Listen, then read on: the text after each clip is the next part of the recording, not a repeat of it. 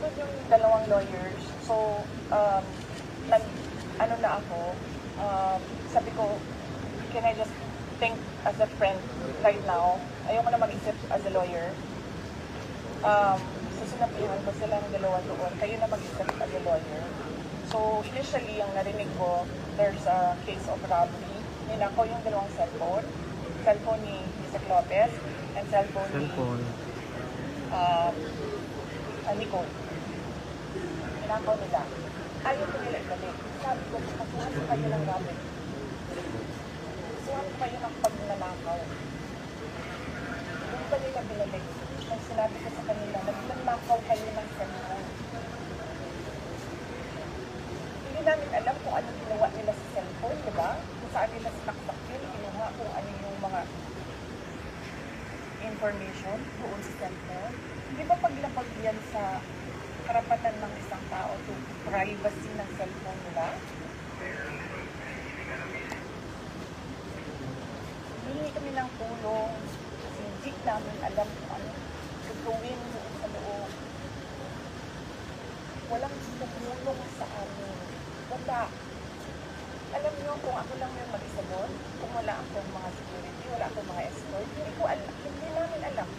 Kung hindi ko namin. Buti na lang may mga lalaki. Kasi sila yung nagbuhat, sila yung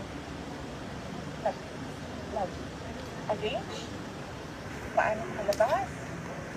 Wala talaga, nakatayo lang sila lahat doon. Meron pang mga naka-uniform, hindi ko alam kung anong uniform yun ng military or police. Na tinatanong ko, sir, may sasakyan ba kayo? Sasakyan nyo na lang gamitin namin. Walang ambulansya dumadating. And then, he said na, wala kang sasakyan. Sabi, paano? Isip ko pa, paano kayo nakaabot dito? Naglakad kayo? Ganun yun.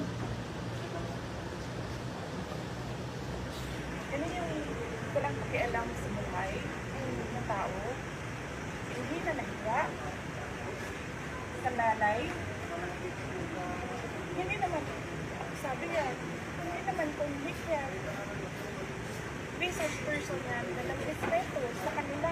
Kahit alam niyang balik na ginagawa sa kanila. Nag-respeto siya. Pakiusap ko para na lang matapos. Para na matapos nila lang. Niligay nila doon. Kasi, nandun ako sa House of Representatives. Bakit? Sila po may-ari mo sila ni Congressman Pilar Duterte because siya, dahil sa kanya inasal yung ano. Kanina, nagko-cooperate ako, nagiging mabait pa ako sa sabi ko, austerity measures yung pagpapay nila ng kuryente. Hindi lahat ng tao doon nagsasabi sa house, hindi pinapatay ang kuryente. Pinapatay ang aircon. Pero ang kuryente.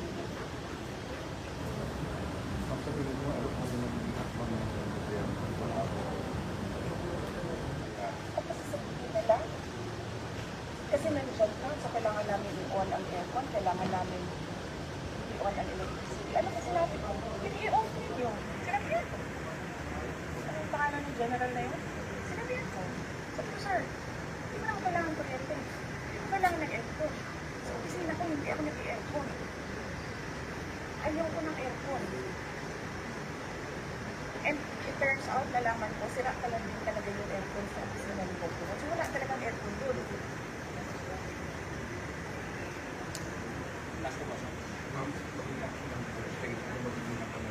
Eh wala na ako inasahan sa gobyerno. Nakita ko, sir, ako kanina, humingi kami ng tulong. Walang pang tulong. Wala kayo maasahan sa gobyerno na ito. Wala kayo maasahan sa gobyerno na ito. Saan kayo nakahanap ng promise ng 20 pesos rice? Wala. Alam niya, pwede. Huwag kayo umasa. Magbabago ang buhay niyo sa gandang Pilipinas. Dahil sa gobyerno na ito.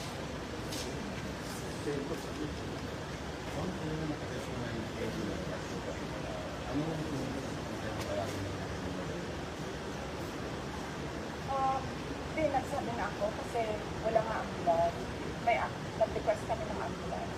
Si doktora nag-request na ng ambulance. Request kami na nag-request. Nandun na yung ambulance. I don't know, gano'n katagal. How many hours yung ambulance yun?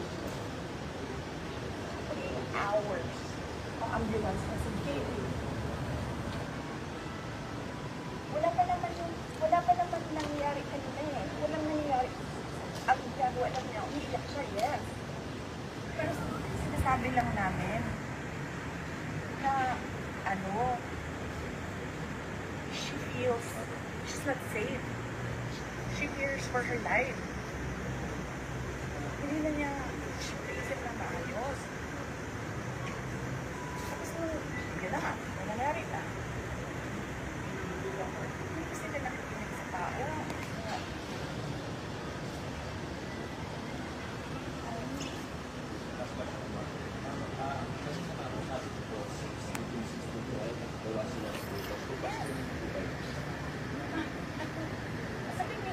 Pag pinasya namin yun, may apology. Hindi, ang gagawin lang yan nila, pagtatakpan nila, kung ano yung ginawa nila. Sinungaling yung mga buhay na yan. Pamilya na sinungaling niya, lahat ng nasaktan ko, yung lahat, nasagot ko nila. Pamilya, ang sinungaling niya, mga bangkang lang yan. Ano sinasabi nila lagi, pag naka-off na yung mic, hindi namin gusto yung ginagawa namin. At ang ina, bakit hindi ginagawa? Diba? Sorry, may pasensya na. Sabi ko, hindi, topic personal. Topic personal, sinira niyo yung pangalan ko. Okay lang yan. Pagpatayin niyo yung kasama ko sa OBP. At ang ina, hindi na kami mag-cooperate na. Hindi kami magpapakulong sa inyo. Humingi kami ng tulong kanina, walang tumulong sa amin.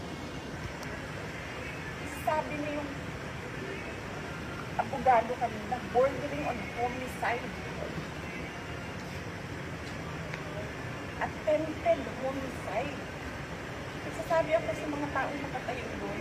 Sabi ko, ano ba may naantay natin? Antayin ba natin ito na mamatay bago tayo pumunta sa hospital? Pag namatay, sabi ko, dito sa hospital pupunta. Maghirap na for ulot. Nangangailan ako. Anong tanong? Hopeless. Hopeless. Sabi ko, they're on the road to hell. Can't be going through nowhere. I'm telling you. Walang papupuntahan. Bayan eh. Wala silang ginagawa.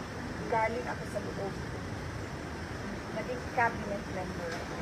Wala silang ginagawa. Totoo lang. Yan. Personal knowledge ko yan. Kasi I was there. Sat there. Listen. Make hope. Ha? Yan ang pagkasasabi ko. Sabi ko nga sa inyong lahat, and sa kanyang lumalis, yung kanyang dyan, isang babon sa akin. God will help. Go ahead.